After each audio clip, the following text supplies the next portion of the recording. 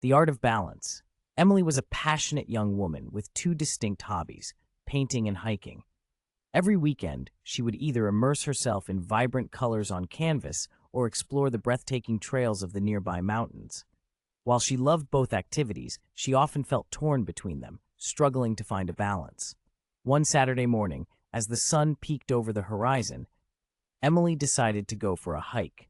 The fresh air filled her lungs, and the sound of rustling leaves created a symphony of nature. As she reached the summit, the view took her breath away. The sprawling landscape was a canvas of greens and blues, dotted with the warm hues of wildflowers. It inspired her deeply. Suddenly, an idea sparked in her mind. Why not combine her two passions?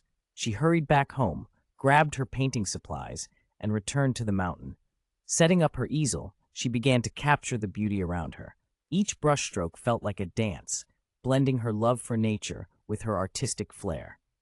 As the sun dipped below the horizon, Emily stepped back to admire her work. The painting was more than just a representation of the landscape. It was a reflection of her journey to find balance. From that day on, she vowed to embrace both hobbies, allowing each to inspire the other. Emily learned that life, much like art, is about harmony.